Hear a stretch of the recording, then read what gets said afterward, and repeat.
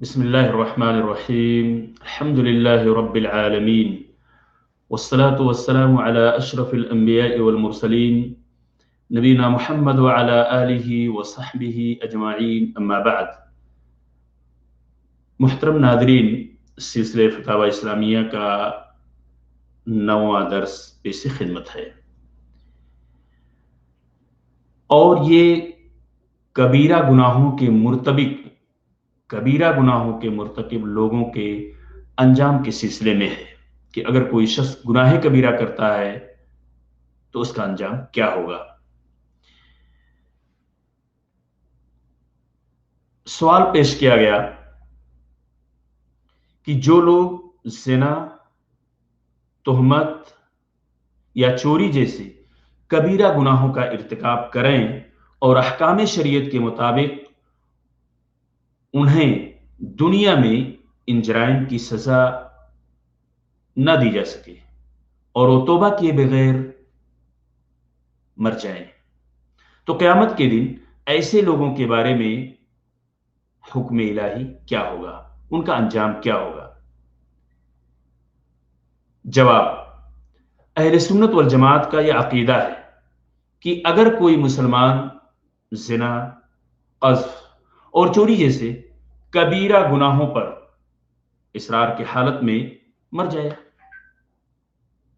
تو اس کے ساتھ اللہ تبارک تعالیٰ اپنی مشیت کے مطابق معاملہ کرے گا۔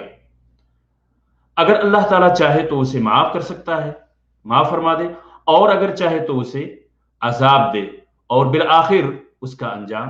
جنت ہوگا۔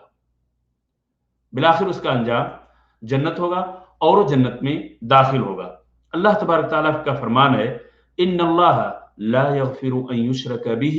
ویغفر ما دون ذلک لمن یشاء، سورۃ النساء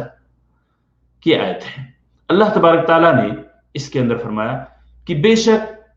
اللہ اس گناہ کو نہیں بخشے گا کہ کسی کو اس کا شریک بنایا جائے، اور اس کے سوا جو گناہ ہے جس کو چاہے اللہ تبارک تعالیٰ معاف کر سکتا ہے اور سزا بھی دے سکتا ہے۔ ناظرین کرام، صحیح اور متواتر احادیث سے یہ بات ثابت شدہ ہے کہ گناہگار موحدین کو جہنم سے نکالا جائے گا۔ حضرت عبادہ بن صامت رضی اللہ عنہ سے مروی ہے کہ ہم نبی اکرم صلی اللہ علیہ وسلم کے پاس تھے تو آپ صلی اللہ علیہ وسلم نے فرمایا اتبایعوننی علی الا تشرکوا باللہ شیئا ولا تزنوا ولا تسرقوا، اسے بخاری کی روایت ہے۔ اللہ کے رسول صلی اللہ علیہ وسلم نے فرمایا کیا میری اس بات پر بیعت کرتے ہو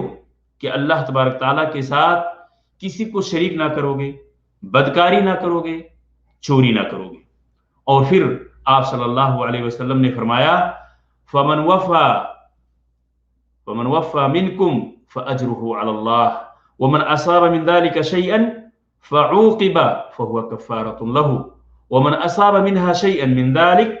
فستره الله فهو إلى الله إن شاء عذبه وإن شاء غفر له، صحیح بخاری کی روایت۔ ناظرین کرام، اس حدیث کا ترجمہ جسے یہاں پہ پیش کیا گیا کہ فمن وفا منکم فاجرہ علی اللہ،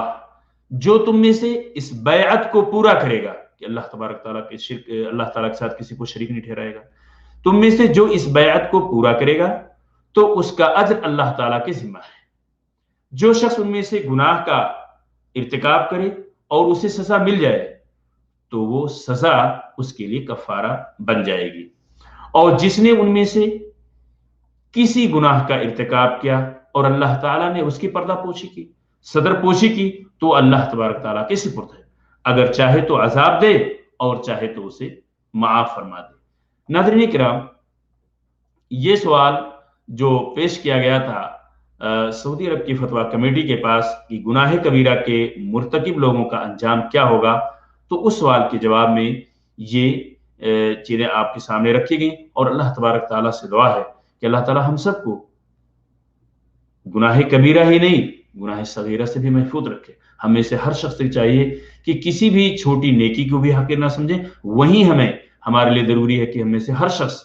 چھوٹے سے چھوٹے گناہ کو بھی کمتر نہ سمجھے. کس گناہ پر کس کا مواخذہ ہو جائے گا کسی کو کوئی پتہ نہیں ہے. اللہ تبارک تعالیٰ سے